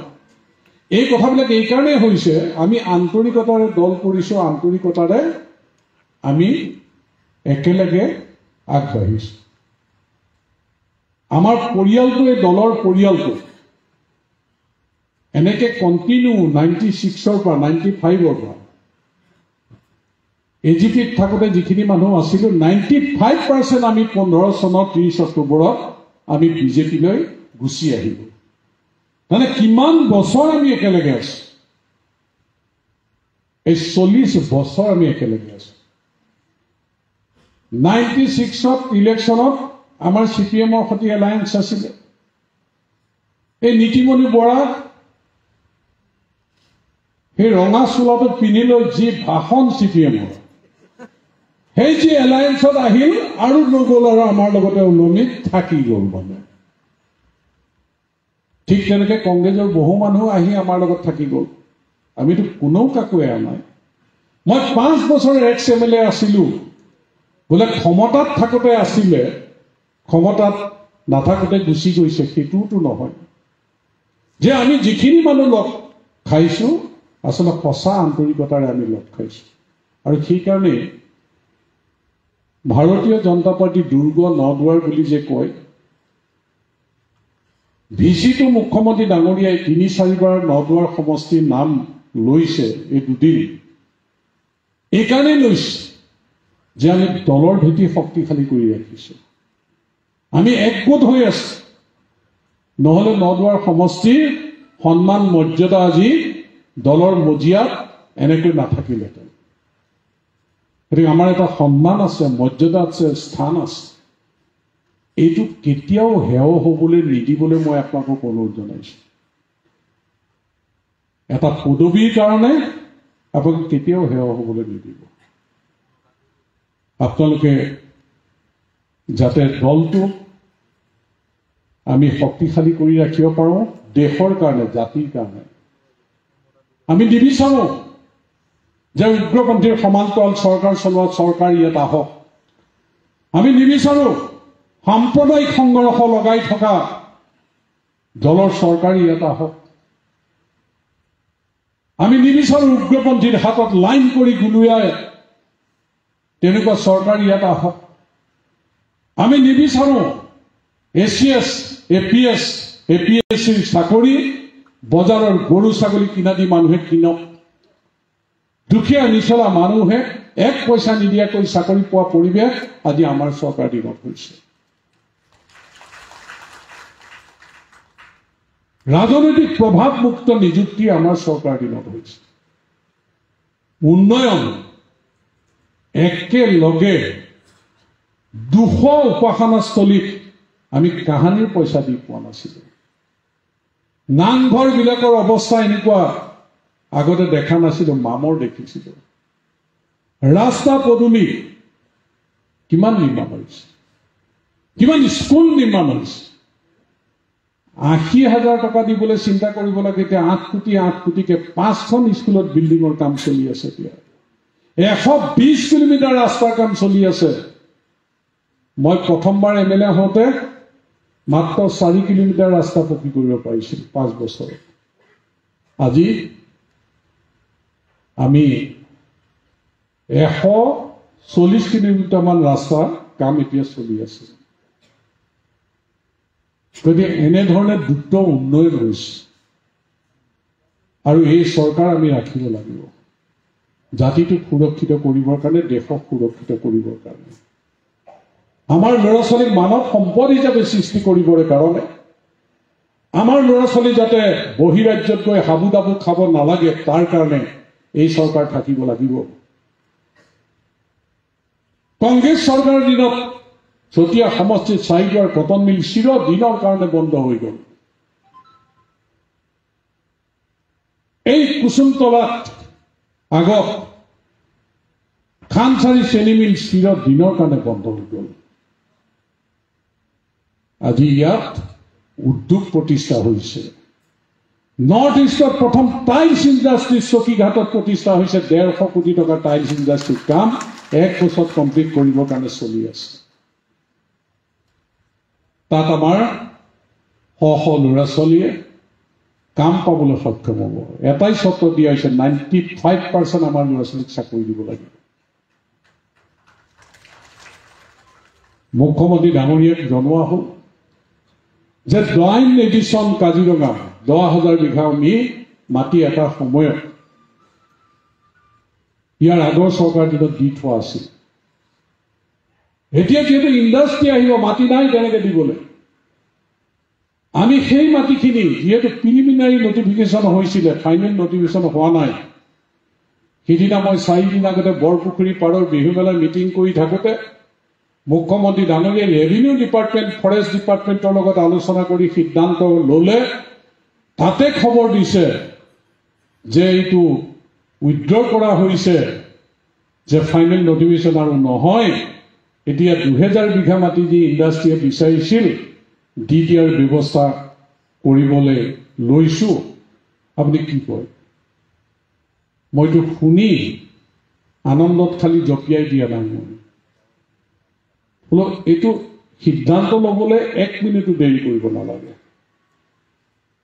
সিদ্ধান্ত হওক, মেগা ইণ্ডাষ্ট্ৰিয়েল পাৰ্ক চকীঘাটত নিৰ্মাণ হ'বলৈ গৈ আছে, যিখিনি অফিচিয়েল মাটি হেণ্ড অভাৰৰ কাৰণে কাম কাজ এতিয়া চলি আছে।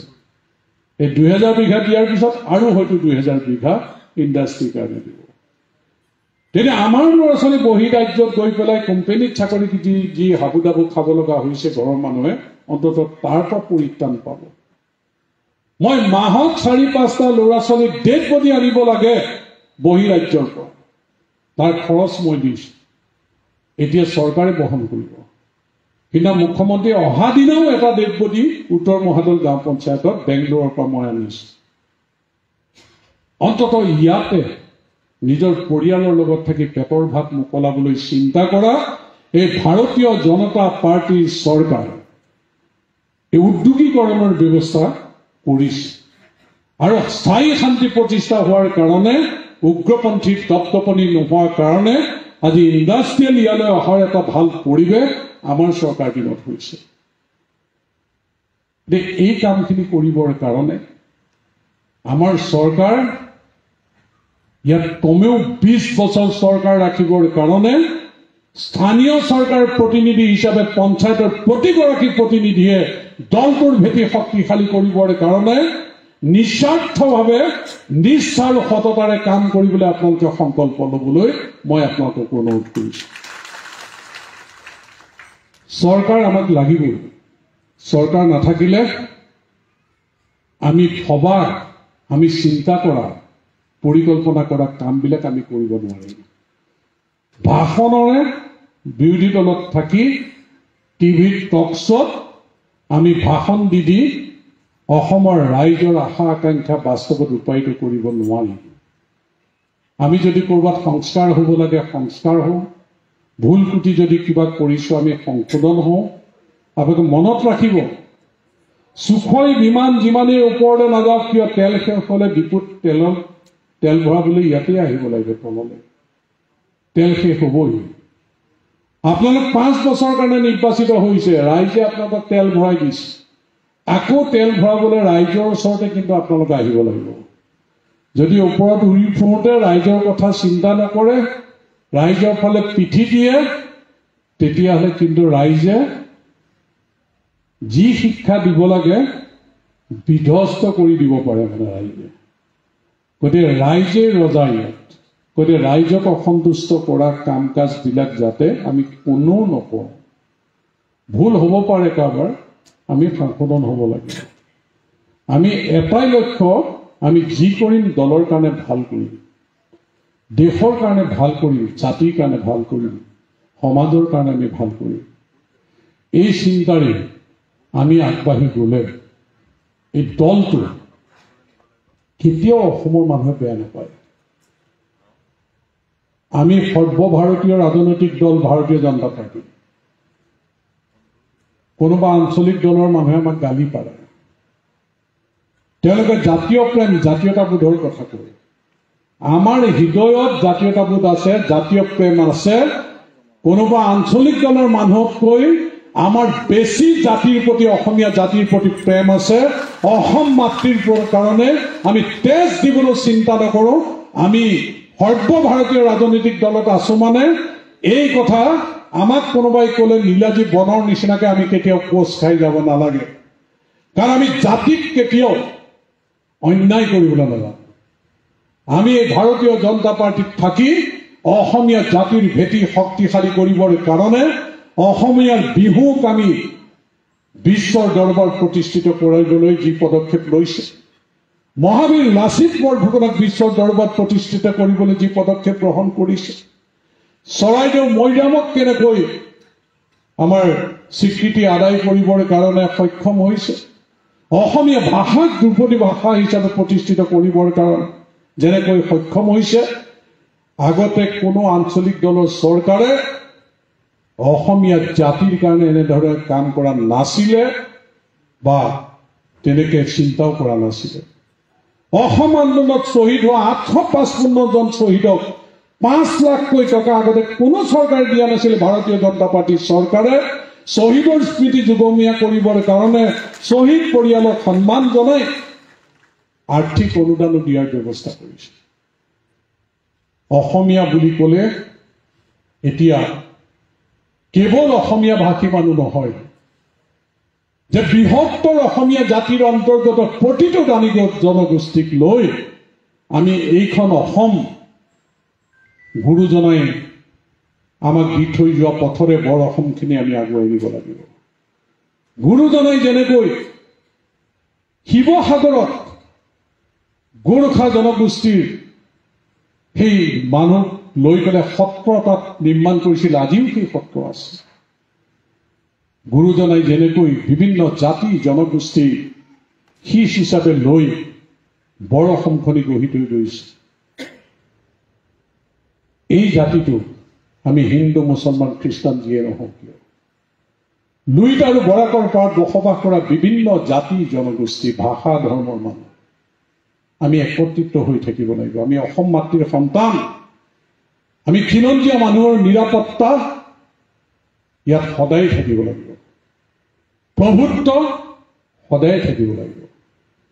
কিন্তু ইণ্ডিয়া পাকিস্তানৰ ক্ৰিকেট খেল হলে পাকিস্তান জিকিলে বম ফুটোৱা মানুহৰ দপদপনি ইয়াত আমি কেতিয়াও থাকিবলৈ নিদিওঁ। কাৰণ আমাৰ গাত ভাৰতী মাতৃৰ তেজ আছে, অসম মাতৃৰ তেজ আছে। আৰু বিদেশৰ পৰা এতিয়া আমি চুক্তিমতে যিখিনি আছে বেলেগ কথা, আহি ইয়াত আমি মাটি দখল কৰিবলৈ আমাৰ অধিকাৰ কাঢ়িবলৈ কাকো আমি নিদিওঁ। আমি সাহসৰে যুঁজ দি আহিছোঁ আৰু দি যাম। অসমখন সুৰক্ষিত হ'ব লাগিব।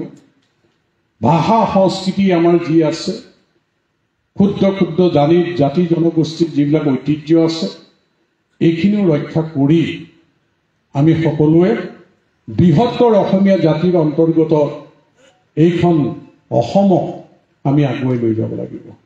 তাৰ কাৰণে প্ৰধানমন্ত্ৰী নৰেন্দ্ৰ মোদী ডাঙৰীয়াৰ আশীৰ্বাদ আছে, মুখ্যমন্ত্ৰী ডক্টৰ হিমন্ত বিশ্ব শৰ্মা ডাঙৰীয়াৰ বলিষ্ঠ নেতৃত্বৰে আমি আগবাঢ়ি গৈ আছো আৰু গৈ থাকিম।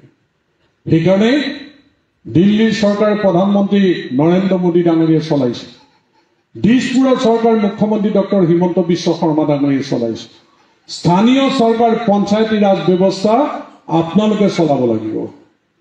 3খন চৰকাৰ আমাৰ, 2খন চৰকাৰ ঠিকে চলি আছে। এতিয়া 5 বছৰৰ কাৰণে শপত ল'ব নহয়, শপত লোৱাৰ আগমুহূৰ্তত আপোনালোকক আহ্বান জনাইছো, এই স্থানীয় চৰকাৰখন আপোনালোকে ভালকে চলাব লাগিব, তাৰ কাৰণে আপোনালোকে সংকল্প লওক।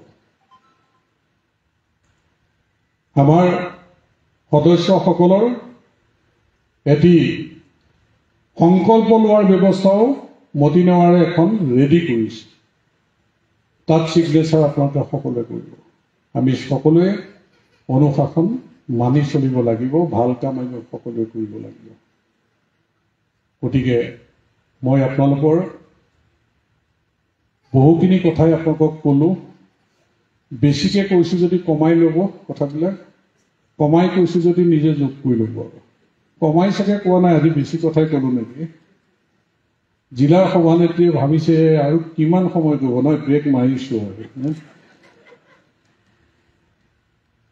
গতিকে মনৰ কথাখিনি ক'লো। কেতিয়াবা ৰাতি টোপনিও নাযায়। 100% যদি কমি যায় কি হ'ব, মানে যদি 80% হৈ যায় তেতিয়াতো ক'ব যে 20% কমিল দেখোন, তাৰমানে 26ত একেবাৰে 40মান পাই যাবগৈ পাৰে। কিয়নো মই কৈ দিলো, মই এনেকুৱা লাগে আমি জিকিম বুলিহে ক'ব লাগে 100%, তাতে আকৌ ওপৰঞ্চি কৈ দিলো আনকণ্টেষ্ট কৰিম বুলি কৈ দিলো 100টা। যেতিয়া CMে ভিচিত কৈ দিলে যে নদুৱাৰ সমষ্টিত 100টা ৱাৰ্ড মানে আনকণ্টেষ্ট কৰিব হ'ব, মই পিছত মোক কোনোবা দুজনে কৈছে ভয়াকৰ নিতুমণি নহয় জানো, কৈছে এইটো কিয় ক'লে। পিছত মই ৰাতি ভাত পানী খাই শুওঁতে ভাবিছো কিয় নক'লো, হয়তো মই বাটৰ কৈছো গাত ধোৱাৰ কি দৰকাৰ আছিল। এতিয়া জানোচা কম মাথা মাৰিব লাগে নেকি? আমাৰ মণ্ডলৰ সভাপতি এটা শুবলৈ পায় নেকি ৰাতি 1:30 বজাত? কোৱাচোন, কোৱা তোমাৰ কেইটা? চাইবাৰ কৃষ্ণক সোধো, ধ্ৰুৱক সোধো, ইমানকো এৰানো, তুমি কোৱাচোন কেইটা হ'ব? সব হিচাপ নিকাচ। মতি নেৱাৰটো মানে ফোনটো বাথৰুমলৈ গ'লেও লগতে যায়, তাৰমানে ফোন লোৱাৰ দেৰি হ'লেও মোৰ খং উঠে, মানে কথাটো লাগে মোক, এতিয়া কি হ'ব, মানে কি হ'ব। গতিকে ৰাতিপুৱা 6টা বজাত বিষ্ণু দাহালৰ ফোন হ'ব জানো দাদা? মই নোৱাৰি, কিয় নহ'ব? মই কিয় নহ'ব বুলি কওঁ, কিন্তু ভিতৰি অলপ মই কপি যাওঁ, নহ'ব নেকি আকৌ মানে যি হওক হ'লগে, মানে ঈশ্বৰৰ শুভদৃষ্টি আছিল, বাচি গৈছো, মানে হ'লটো হ'ল, ইমান ভাল হ'ল, এইটো এটা ইতিহাস হৈ গ'ল। গতিকে বিশ্বাসটো এটাই, আপোনালোকৰ ওপৰত অগাধ বিশ্বাস। নহ'লেনো মই কৈ দিওঁ নে 21 চন নিৰ্বাচনৰ আগত চবেই হাৰিব বুলি কৈছে, জিকিম বুলি কৈছো, 20,000 ওপৰৰ ভিতৰত জিকিম, 10,000 এটা কম হ'লেও ডিফাৰেঞ্চ মই আৰু ৰাজনৈতিক সন্যাস ল'ম, ইলেকশ্যন নেখেলো। সেইটোতো মোক কম কৈছে নেকি? 9,000 জিকিলেওতো জিকা, কিয় আপুনি এইটো কথা ক'লে? বিশ্বাসটো আপোনালোকৰ ওপৰত। আপোনালোকে যিখিনি কথা কয় হিচাপ কৰি কথা কয়, আপোনালোকৰ অংকত ভুল নাই। আপোনালোকৰ অংকৰ ওপৰতে মই অংক কৰি পেলাই মই কথাটো কৈ দিওঁ। চিন্তা কৰিব নালাগে, ভালকে কাম কৰি যাব বুলি আশা কৰি পুনৰ সকলোকে দলীয় সম্ভাষণ জনাই সামৰি দিওঁ নেকি? হা, এটা সাধু ক'ব লাগে, হা, তাৰমানে আমি হ'ল কি, এই যে ৱাৰ্ড মেম্বাৰখিনি জিকিছো, সকলোৱে ভালটো চিন্তা কৰিব, মানে কোনেও কাৰো বেয়াটো চিন্তা নকৰিব। আমাৰ প্ৰেচিডেণ্ট এজনেই হ'ব, কিন্তু বাকীখিনি সকলোৱে প্ৰেচিডেণ্টৰ নিচিনাকৈ চলিব পাৰিব। মানে গতিকে নিজৰ নাক কাটি সতিনীৰ যাত্ৰা ভংগ কোনো নকৰিব। শিৱ পাৰ্বতীৰ কথা এটা আছে যে পাৰ্বতীয়ে শিৱক ক'লে যে অসমৰ মানুহখিনি বৰ সহজ হ'ল, ব'লা বৰ দিব লাগে। শিৱই আকৌ বৰ দিওঁতে সাৱধান হয়, বৰ দিওঁতে যে এটাই তালুক চুবলৈ বিচাৰিলে চুলেই ভস্ম হৈ যাব। গতিকে শিৱই কণ্ডিশ্যন লগাই দিয়ে বৰবিলাকক। দীঘল হ'ব শ্ৰীৰামপুৰত বৰ দিলে, ল'ব নোৱাৰিলে। পাৰ্বতীয়ে আকৌ বৰপেটা পালেহি, মানুহ গোটাই পেলাই ক'লে এই ছাৰে বৰ দিব লোৱা আৰু ক'লে যে টান কণ্ডিশ্যন দিব নালাগে। বোলে হ'ব, ল'ব নোৱাৰিলে। আহি গ'ল ইয়াত, জামুগুৰি পাই গ'ল। জামুগুৰি পাই দেখিছে জয়ন্ত আৰু মন্টু দুইটা ঘূৰি আছে। এতিয়া যে জয়ন্তক দিয়া কথা আছিল, জিলা পৰিষদৰ টিকেট দিয়া নহ'ল নহয়, মন্টুকহে দিয়া হ'ল, ইহঁত দুটা। তাৰপিছত নামি পাৰ্বতীয়ে ক'লে এইবাৰ বৰ কণ্ডিশ্যন দিব নালাগে, টান কণ্ডিশ্যন। সুধিলে জয়ন্ত মন্টু কি? বোলে আমি দুইটা আৰু কি ক'ব, বিজেপি পাৰ্টি কৰি আছোঁ, ই মণ্ডলৰ সভাপতি আছিল, মোক মণ্ডলৰ দায়িত্ব দিছে, সভাপতিৰ দায়িত্ব। এতিয়া দুইটাই মিলি জুলি খালি ৰাতিহে আমাৰ এৰাই হয়, দিনটো একেলগেই থাকোঁ ৰাতিপুৱাৰ পৰা, একেলগে দুইটা কৰোঁ, হয় নাই? বোলে তোমালোকে ভাল পোৱা নে দুইটাই দুইটাক? কৈছে ইটোৱে সিটোৰ কাৰণে মৰিব পাৰোঁ মানে, আৰু যি পাওঁ আমি ভগাই খাওঁ। আমাৰ মানে এইবিলাকত একো গণ্ডগোল নাই, চব আমি মাংস কিনিলেও বজাৰত এটাই পইচা দিওঁ, কিন্তু দুইটাই সমান সমান লৈ যাওঁ। বোলে ইমান মিল তোমালোকৰ? বোলে সাংঘাতিক মিল আমাৰ। ঠিকে আছে, ভালেই হ'ল। বোলে তোমাক জয়ন্তক কি লাগে? বোলে MLA ছাৰে চলোৱাৰ নিচিনা এখন গাড়ী এখন আৰু মোক ধুনীয়া ঘৰ এটা লাগে। বোলে হৈ যাব। বোলে মন্টুৰ খালি দুখন গাড়ী হ'ব, দুটা ঘৰ হ'ব। বোলে এইটো কেনেকৈ হ'ব? হৰা মন্টুৰ 10খন, তোমাৰ 10খন গাড়ী দিলোঁ তোমাক, খালি মন্টুৰ 20খন হ'ব, 20টা ঘৰ হ'ব। এইটো ভাল নহ'ব। হৰা তোমাক 100খন গাড়ী দিলোঁ, মন্টুৰ খালি 200খন হ'ব। ছাৰ এইটো ঠিক নহ'ব। আৰে ঠিক হ'ব কি? তোমাক 1000 দিলোঁ, তাৰ 2000 হ'ব। নাই সেইটো ভাল নহ'ব। কি ভাল হ'ব লাগে কোৱা? তোমাক 1 লাখ দিলোঁ, তাৰ 2 লাখ হ'ব। বোলে সেইটোও নহ'ব। ছাৰ মোৰ এটা চকু কণা হ'লে মন্টুৰ 2টা চকু কণা হ'ব নাই? বোলে হ'ব। বোলে তাকে কৰি দিয়ক তেতিয়াহ'লে। গতিকে এতিয়া প্ৰেচিডেণ্ট ভাইচ চেয়াৰমেন এইবিলাক যে বিলাওঁতে তো যদি এনেকুৱা কৰে কোনোবাই, কি হ'ব? দলটোৰ কি হ'ব? আৰু আমি যি পাওঁ ভগাই খাব লাগে। এই আমাৰ মৰাৰ পিছততো আমি কোনোবা ভাল কাম কৰাখিনি স্বৰ্গলৈ যায়, বেয়া কাম কৰাখিনি পাতালত। এটা ৰন্ধনশালৰ পৰাই বস্তুবিলাক বনাই পঠিয়ায়, বিৰিয়ানী চিৰিয়ানী যি য'ত লাগে চব বনাই পঠিয়ায়। খালি এটা টিক্স কৰি দিলে, এই হাতত দীঘল হাতা এখন বান্ধি দিলে, এই হাতাখন বান্ধি মানে হাতাখনে খাব লাগে। এতিয়া মৰ্ততটো কি হৈছে, আমাৰ যিবিলাক গৈছে ইয়াৰ পৰা, বিষ্ণুহঁত যিবিলাক গৈছে, ইহঁতেতো মৰ্তত খাব পৰা নাই, এনেকে উঠাই দীঘল হাতা এনেকে মুখলৈ নিউতে পৰি যায়। খাবলৈ এনেকে উঠাই মুখলৈ নিউতে পৰি যায় হাতাখনৰ পৰা, খাব পৰা নাই, শুকাই খিনাই গৈছে। ইপিনে স্বৰ্গত খবৰ দিলে, যে স্বৰ্গদেৱ ইন্দ্ৰক খবৰ দিলে যে কি বস্তু দিছে এইবিলাক আমি খাব পৰা নাই, এই হাতখনত বান্ধি দিছে, আমি এতিয়া খাব নোৱাৰো। বোলে ৰবা, গৰম গৰম বস্তু দিছে, খাব পৰা নাই নেকি?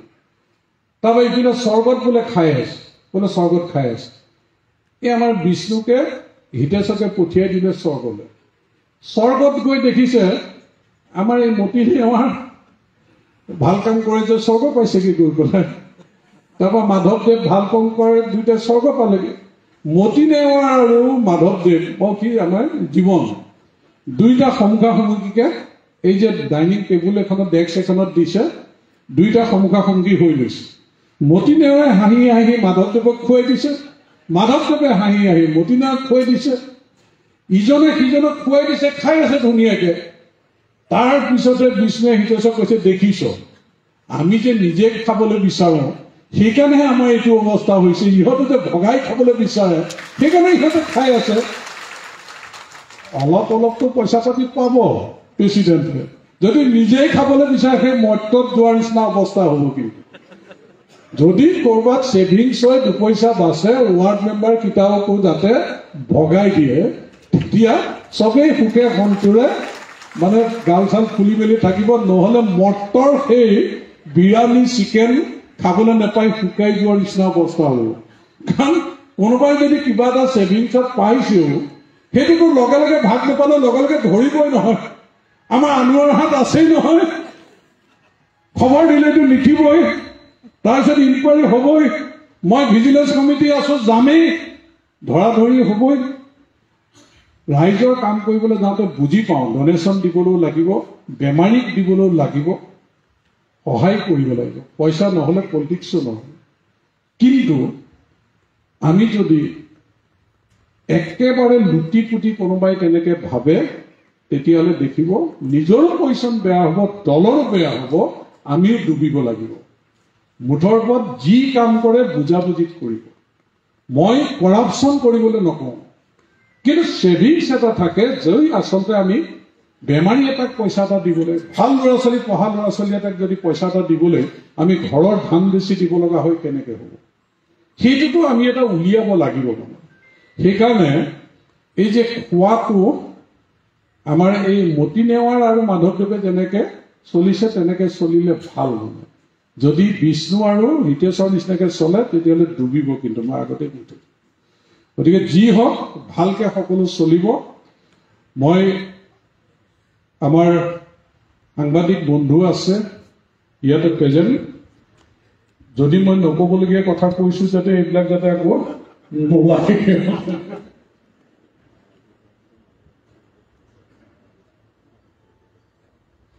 আমাৰ ৰাজ্যিক সভাপতিয়ে নদুৱাৰক বিশেষকৈ শুভেচ্ছা দিছে, অকণমান আগতে তেওঁ পেজত দিছে। গতিকে এইটো আমাৰ কাৰণে ভাল খবৰ, গতিকে তেওঁলৈ আমি কৃতজ্ঞতা জনাওঁ। গতিকে এইখিনি কথাই ইতিবাচক নেতিবাচক প্ৰায়খিনি কথাই মোৰ দৃষ্টিত পৰা কথাকেইটা কৈছোঁ। মুঠতে ভালে চলিব, ভালকৈ 5 বছৰ আপোনালোকে চলাব, আপোনালোকৰ যাতে বদনাম নহয় তাৰ প্ৰতি সজাগ হ'ব, দলটো যাতে ক্ষতি নহয় তাৰ প্ৰতি সজাগ হ'ব, আপোনালোকৰো জনপ্ৰিয়তা বৃদ্ধি হওক, ভাৱমূৰ্তি উজ্জ্বল হওক, দলটোৰো ভেটি শক্তিশালী হওক, স্থানীয় চৰকাৰখনৰ নাম হওক, এই কামনাৰে পুনৰ সকলোকে দলীয় সম্ভাষণ জনাই মোৰ একেষাৰ সামৰিলোঁ। ধন্যবাদ। জয় অসম, ভাৰত মাতা কি জয়।